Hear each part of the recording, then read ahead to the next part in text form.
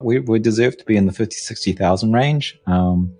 Once we break 42, I mean, that's the long-term sort of line in the sand of the channel we've been playing at. And it's just really just a big gap from there to 50. 42 to 50 is just a gap. So if we break 42, it's not going to be much time to get to 50. So, yeah. And what you think we'll consolidate again around 50, 60 for a while? Yeah, I think we'll take a little bit more time to slice through. Like, I wouldn't expect us to slice right through, but anything can happen. Yeah, I kind of expect that we'd just retest some of that zone in there, because we spent so long playing around in that zone of discovering 50 to 60. And then, wow, if we break all-time high from what is that, 64? What was the all-time high? I can't even remember. It was around 64, yeah. I mean, I got yeah, the chart. if we break that, then we'll be off to the races again. And having done that with a very nice, long, kind of 2 to 3 month consolidation back down to test lows. Yeah, it's a very interesting kind of... it's definitely one of these things I've never seen before on the blockchain, the Bitcoin price action, where, instead of a dump, a wick down, rejects, and it goes back up. The people dumping were just so capitalized that they dumped so many coins that the people that buying the dip, which was the plebs, everybody, took a while. It took 2 months to absorb it to the point that the supply shock. So one of the things I'm really interested in is that, are the coins becoming more distributed? Someone like Mike will say that, and even Elon Musk, with the amounts they've bought, they create these little consolidations. But generally speaking, are you finding that there is a whale concentration, or are we seeing a wider distribution of coins? Oh, this is great, because this is what I've been researching the last 2 to 3 weeks, keeping off Twitter trolls, hiding in research. From the amount of bearish trolls out there the last few months. But yeah, I tweeted a little bit of it. And, like a lot of the analysis you see, particularly from Twitter, is really bad use of data and not understanding how the network actually behaves. Like they say, the whales hold huge amounts, and the whales are pumping and dumping, and they're getting richer. And some of the things you have to do now, because the game's really quite sophisticated if you're going to do on-chain. Glassnode do just a huge amount of data science and forensics to cluster all the addresses together to resolve to the tens of millions of individuals that they can see on the blockchain. And then we can then measure their balances, right?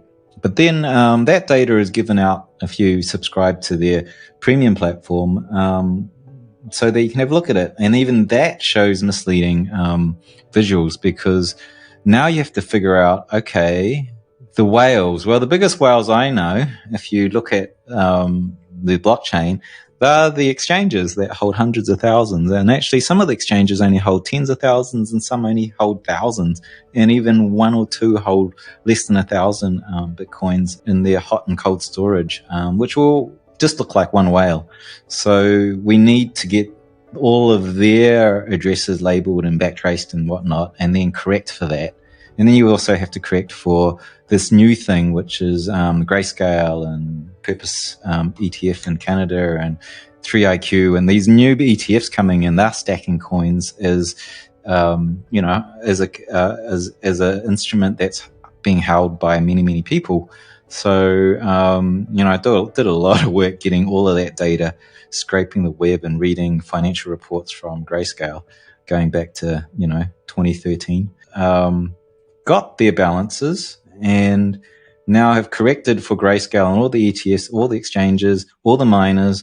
And when you get all of that adjusted for, you get this picture, right? And the picture is whales in a 10-year downtrend of holdings. They at the very peak, they held 58%, near 60% of the network coins, and today they hold 26%, and it's just steady downwards, and it goes downwards steeper every bull run. So they take the opportunity to sell into every rally. I think you would if you were worth 1,000 Bitcoins. Minimum is what, $30 million. So these whales are probably, 30, 100, multiple $100 million, and they're diversifying out.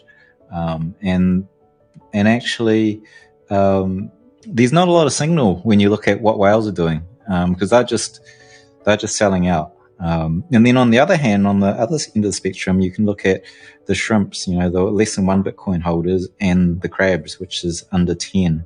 And they're like growing consistently and smoothly. So if you were to look at what I call the minnows, the people that hold less than 10 Bitcoins, they already now hold 13.7% of the network versus the whales that hold 26. So they hold kind of half what the whales hold, but that isn't the full picture, right? Because the exchanges hold the coins for about 150 million people. Presumably most of retail hold coins. They prefer to hold their coins on exchanges. You don't see very large high net worth individuals putting coins on exchanges. It's just not done because it's too risky. But like if you add the coins exchanges have and what we see on chain, already that's equivalent to the whales. And then you can count the ETS on top, and it's above the whale. So there's a fair chance, the small holders have more control of the network than the largest, the people with 1,000 Bitcoins and above. And the guys in the middle, sort of in the 10 to 1,000 Bitcoins, they're sort of sideways downwards. They're also losing their control to the small guys. The interesting thing for this cycle is the 100 Bitcoin to 1,000 Bitcoin strata. And that's the kind of high net worth individuals and the smallish hedge funds. They actually bought tons of Bitcoins, and there's been an outlier bump. And that bump started around $30,000 in January. It was, let me zoom in. I think, okay. So that bump we saw with dolphins and sharks, 100 Bitcoins upwards, but not the whales, that started to climb after Tesla started buying Bitcoin. It was very interesting. So it's interesting in that when Elon Musk threw FUD, there was a lot of selling as well. But those guys didn't sell that much. They still hold a lot of supply. But overall, the trend is looking absolutely great.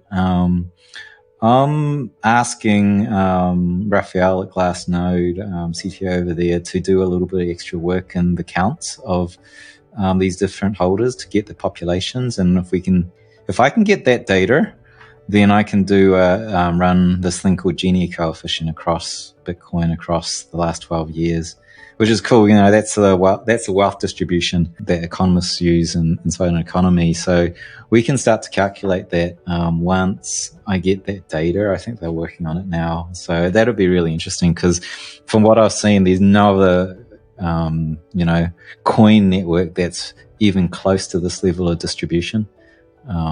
It's a really strong argument. The distribution in Bitcoin is, it's super important because if you control a lot of the asset, then it ceases to be, a decentralized network. It can be pushed around by, like gold, gold failed because it was too centralized in holdings. The governments held it. They used it to back money. And then when those central entities lost control of their gold, mainly America, right? They lost control of the gold, and then they decoupled us from the gold standard, and now we've got fiat. Stuff, weird stuff can happen when you've got like large pockets of control of the coins. And so, Bitcoin's like amazing right now, what I'm seeing on chain. Very heartening.